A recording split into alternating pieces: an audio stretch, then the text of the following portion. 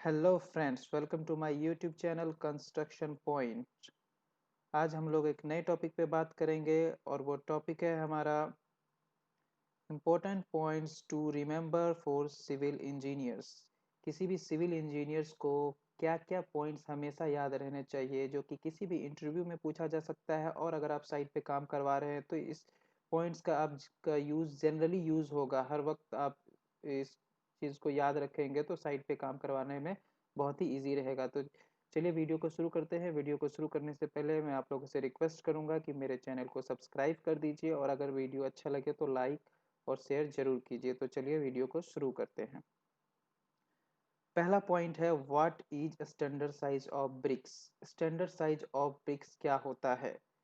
जो हमारा एक स्टैंडर्ड साइज होता है उसका साइज क्या होता है ब्रिक्स का, वो जानेंगे। तो चलिए जानते हैं। अकॉर्डिंग टू हमारे इंडियन स्टैंडर्ड IS 26911988 रिवीजन 2 बताता है कि 190 mm इसका लेंथ होता है, 90 mm इसका विड्थ होता है, 90 mm इसका हाइट होता है। और अगर इस मोर्टार के थिकनेस के साथ अगर हम इसको देखते हैं तो इसका size 200 mm into 100 mm into 100 mm हो जाता है।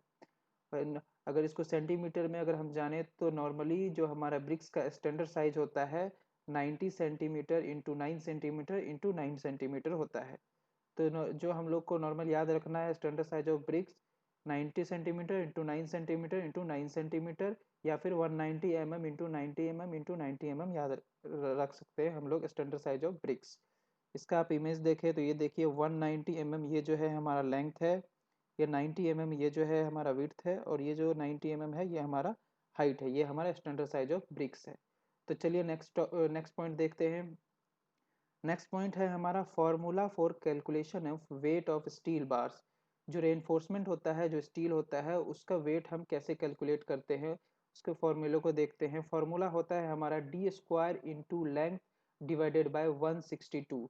डी, जो डी है हमारा वो यहाँ पे डायमीटर ऑफ बार्स है, जिस D² into length divided by 162। D हमारा डायमीटर ऑफ बार्स है। सपोज कर लेते हैं कि डी हमारा 20 mm है, जो हमारे पास स्टील है वो 20 mm का है, तो हम इसका वेट निकाल के देखते हैं कि कैसे कैलकुलेट करेंगे। तो D² है तो D इंटू डी मतलब 20 इंटू 20। उसके बाद लेंथ हम सपोज कर लेते हैं 12 मीटर, क्योंकि 12 मीटर एक जो हमारा स्टैंडर्ड लेंथ होता है स्टील का फुल लेंथ का वो 12 मीटर होता है, इसलिए मैंने 12 मीटर ले लिया है। यहाँ पे हम 20 mm का जो स्टील होता है एक फुल लेंथ के स्टील का वेट निकालेंगे। तो 20 इंटू 20 इंटू 12 डिवाइडेड बाय 160 करेंगे, तो यहाँ पे 4800 डिवाइडेड बाय 162 आएगा, जो कि पूरा कैलकुलेशन करने के बाद जो हमारा आ रहा है 29.63 kg। ये हमारा एक फुल लेंथ स्टील जो 20 mm का है वो ये हमारा वेट आएगा। नेक्स्ट टॉपिक पे देखते हैं, what is a lap length. Lap length क्या होता है? लैप लेंथ हम जनरली जब हम एक फुल किसी स्टील को स्टील के साथ जब हम ज्वाइन करते हैं तो उसको उसमें कितना लैप देना चाहिए ज्वाइंट करते रहे, ये हमें जानना है। तो चलिए देखते हैं। लैप लेंथ हमारा 50D होता है नॉर्मली, जहाँ पे कि हमारा डी है डायमीटर ऑफ स्टील बार्स। जो स्टील बार्स का डायमीटर रहेगा वो हमारा 50 times of diameter of steel bars रहेगा। चलिए हम इसको भी कैलकुलेट करके देखते हैं। Let diameter of bar is 20 mm। अगर हम सपोज कर लेते हैं कि जो हमारे पास स्टील है उसका डाया 20 mm है, तो इसका लैप लेंथ कितना हमें रखना पड़ेगा? 50 इंटू 20 इक्वल्स टू 1000 mm और 1 मीटर, ये हमें लैप लेंथ रखना पड़ेगा। Lapping is not allowed for the bars having diameter more than 36 mm। 36 mm से ज़्यादा का जो भी स्टील बार रहेगा उसमें हम लैपिंग नहीं लगाते हैं वहाँ पे, या वेल्डिंग यूज़ करते हैं या कपलर प्रोवाइड करते हैं। तो ये चीज़ याद रखिए कि 36 mm से जो भी ज़्यादा का डाया का स्टील बार्स होगा उसमें लैप हम यूज़ नहीं करेंगे। ये देखिए यहाँ पे दो स्टील को जॉइंट किया गया है, एक स्टील ये है एक स्टील ये है, तो ये जो हमारा लैप हो रखा है ये हमारा लेंथ कहलाता है, लैप लेंथ। एक तो इस तरीके से लैपिंग करते हैं। दूसरा देखिए ये जो है हमारा, ये भी एक तरह का लेपिंग है, क्लिपिंग बोलते हैं इसे। इसमें ये क्लिप आता है, उसके बाद इसे प्रेस करके मशीन से क्लिप किया जाता है जिससे दोनों जॉइंट हो जाता है। दो तरह की लैपिंग हो गई। थर्ड होता है हमारा कपलर वाला। कपलर में क्या, इसमें स्टील के साइड एक थ्रेड होता है और इस कपलर के अंदर थ्रेड बना होता है, दोनों को थ्रेड पे टाइट कर देते हैं तो ये एक दूसरे के साथ लैप हो जाता है। तो हमने लैप लेंथ क्या होता है, किस किस तरह से होता है ये देख लिया। चलिए नेक्स्ट टॉपिक देखते हैं। नेक्स्ट टॉपिक है हमारा वेरियस ग्रेड्स ऑफ कंक्रीट। जो कंक्रीट के ग्रेड होते हैं M10, 15, 20, 25, 30, 50, सब ये देखेंगे हम। इसमें कौन कौन से ग्रेड हैं, क्या क्या रेशियो होता है। फर्स्ट आता है M5। M5 में क्या रेशियो है, 1:5:10। मीन्स 1 हमारा सीमेंट है, 5 हमारा सैंड है, 10 हमारा एग्रीगेट है। नेक्स्ट है M7.5। इसका होता है 1:4:8, means 1 cement, 4 sand, 8 aggregate. Next है हमारा M10, 1:3:6। 1 सीमेंट है, 3 सैंड, 6 एग्रीगेट। सेम M15 है 1:2:4। M20 है 1:1.5 एंड 3।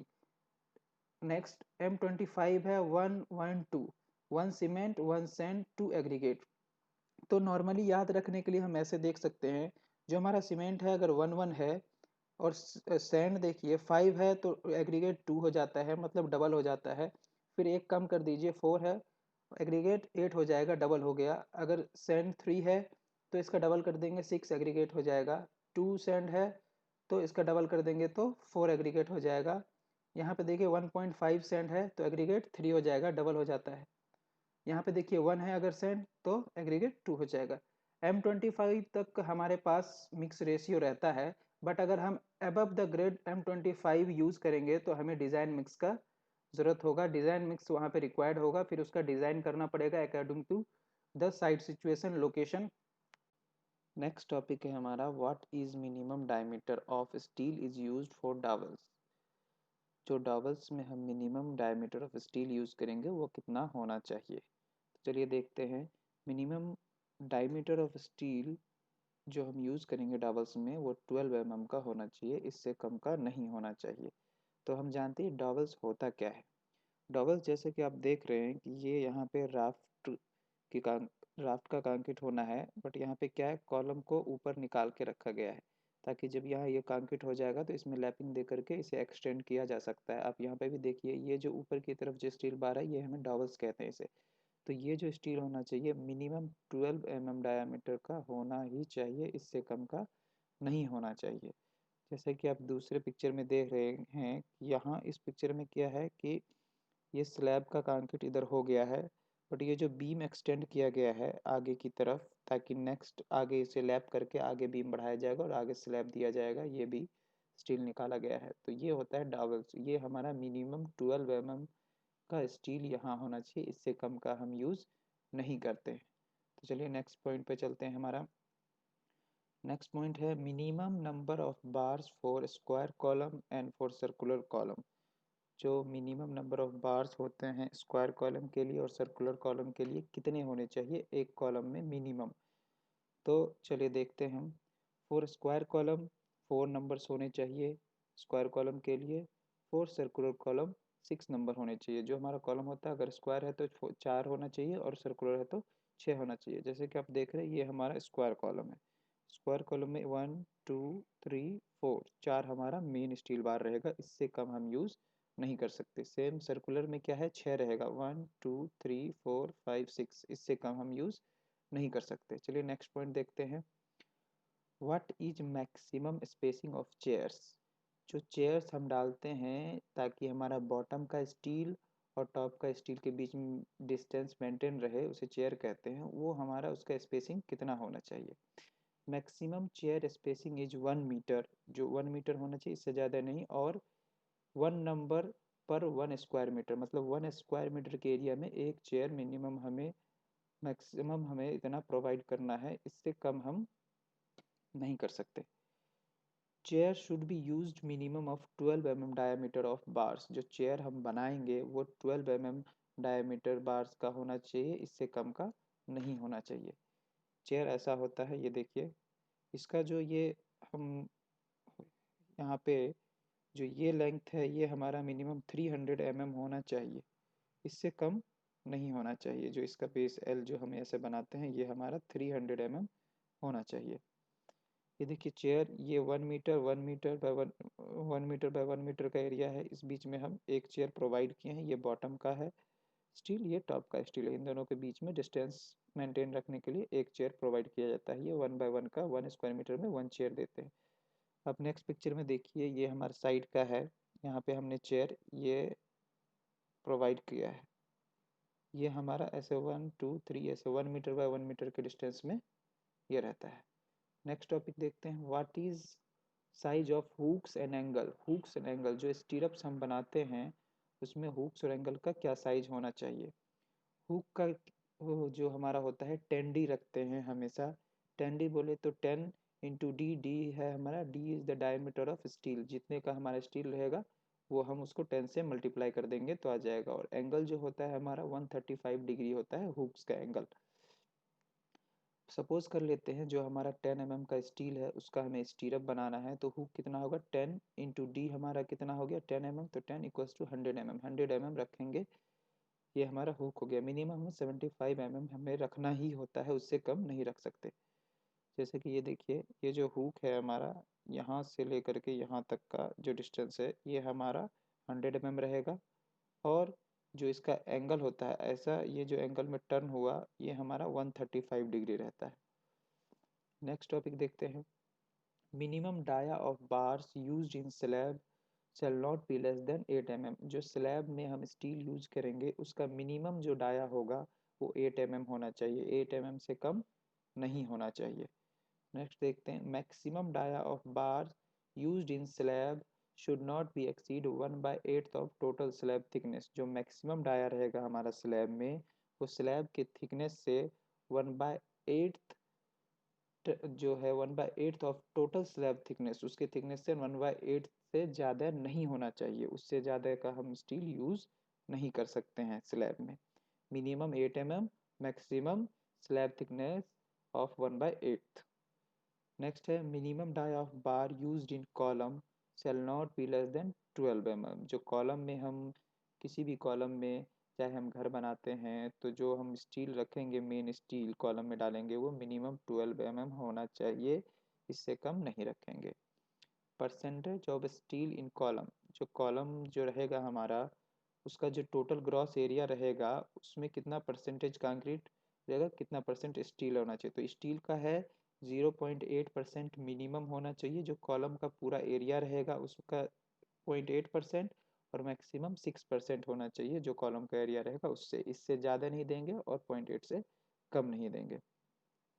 नेक्स्ट देखते हैं, maximum free fall of concrete is allowed 1.5 metre. Maximum free fall मतलब अगर हम किसी गाड़ी से या कैसे भी कंक्रीट कहीं स्लैब में कर रहे हैं या कॉलम में कर रहे हैं तो वो जो ऊपर से हम उसको डालते हैं तो उसका जो डिस्टेंस होना चाहिए 1.5 मीटर से ज़्यादा नहीं होना चाहिए। कंक्रीट करने का जो डिस्टेंस, जहाँ से भी हम कंक्रीट डालते हैं और जहाँ डालना है उसके बीच का डिस्टेंस जो है हमारा 1.5 मीटर से ज़्यादा नहीं होना चाहिए। नेक्स्ट है, वाटर एब्जॉर्प्शन ऑफ ब्रिक। जो ब्रिक होता है should not be more than 15%। जो ईंट होते हैं, ब्रिक्स होते हैं, उसका वाटर एब्जॉर्प्शन जो है 15% से ज़्यादा नहीं होना चाहिए। अगर इससे ज़्यादा है तो वो ब्रिक्स सही नहीं है, उसकी क्वालिटी अच्छी नहीं है। 15 है हमारा, pH value of water should not be less then 6। जो पीएच वैल्यू होता है वाटर का वो 6 से कम नहीं होना चाहिए। ये पॉइंट्स याद रखने का है, इसे आप लोग देख करके याद रखिए। ये बहुत ही इंपॉर्टेंट क्वेश्चन है सिविल इंजीनियर्स के लिए, बेसिक्स हैं ये जो कि हमें साइट्स पे और इंटरव्यू में हमेशा काम आता है। कंप्रेसिव स्ट्रेंथ ऑफ ब्रिक्स, जो ब्रिक्स होते हैं, ईट्स होते हैं, उसका जो कंप्रेसिव स्ट्रेंथ होता है 3.95 न्यूटन पर mm² होता है। In steel reinforcement binding wire required is 8 kg to 12 kg पर MT। जो हम स्टील का फिक्सिंग करते हैं तो वहाँ हम बाइंडिंग वायर का यूज़ करते हैं, तो जो बाइंडिंग वायर हम यूज़ करेंगे वो पर टन जो है हमारा 8 से 12 kg यूज़ होता है। नेक्स्ट पॉइंट है हमारा, slope of a staircase. जो स्टेयर केस का स्लोप हम डालते हैं तो वो according to IS 456/2000 25 degree to 45 degree होना चाहिए। 45 डिग्री से ज़्यादा नहीं होना चाहिए स्टेयर केस का स्लोप हमारा, या 25 डिग्री से कम भी नहीं होना चाहिए और 25 डिग्री टू 45 डिग्री के बीच में होना चाहिए। यह नेक्स्ट पॉइंट देखते हैं, M25 इसका मतलब क्या होता है। M क्या है, 25 क्या है। M for mix and 25 is the compressive strength of 28 days. जो हमारा कंक्रीट है वो ग्रेड है M25, इसका मतलब होता है M फॉर मिक्स, 25 इसका स्ट्रेंथ है, जो कि वो 28 डेज में 25 आएगा, उसका जो कंप्रेसिव स्ट्रेंथ आएगा। नेक्स्ट है हमारा सीमेंट सेटिंग टाइम। सीमेंट का सेटिंग टाइम क्या क्या होता है, एक होता है इनिशियल, एक होता है फाइनल। जो इनिशियल सेटिंग टाइम, जब वो स्टार्ट, जो उसका सेटिंग जो है सीमेंट का स्टार्ट होने लगता है, वो आफ्टर 30 मिनट के बाद वो सेटिंग स्टार्ट होने लगता है सीमेंट का। और जो फाइनल होता है वो 10 आवर्स होता है, और 600 मिनट्स कह सकते हैं। तो सीमेंट का ये सेटिंग टाइम्स हो गया। नेक्स्ट पॉइंट है हमारा एक्सपायरी ऑफ सीमेंट। जो सीमेंट का एक्सपायरी होता है वो होता है हमें 3 मंथ्स फ्रॉम मैन्युफैक्चरिंग डेट। जब वो मैन्युफैक्चरिंग हुआ है उससे, उस टाइम से लेकर के 3 मंथ्स तक वो सीमेंट सही है, उसके बाद वो एक्सपायर हो जाता है, उसके बाद हमें वो यूज नहीं करना चाहिए। ये चीज़ें हमें साइट पे भी ध्यान रखना होता है। जो हम साइट पे सीमेंट यूज कर रहे हैं तो कैसे मालूम होगा, ये चीज़ हम इससे पता कर सकते हैं। नेक्स्ट पॉइंट है हमारा minimum grade of concrete use for RCC. RCC मतलब जो रेनफोर्समेंट, जहाँ पे हम स्टील डाल के फिर कंक्रीट करते हैं, वहाँ का ग्रेड होना चाहिए हमारा M20। और M20 का मैंने मिक्स रेशियो आपको बताया है अभी, 1:1.5:3। इससे कम का ग्रेड हम यूज नहीं कर सकते आरसीसी में। जो नेक्स्ट पॉइंट है हमारा फंक्शन ऑफ स्टीरअप इन बीम। जो हम बीम में स्टीरअप्स लगाते हैं उसका फंक्शन क्या होता है, to resist shear force, to resist shear force.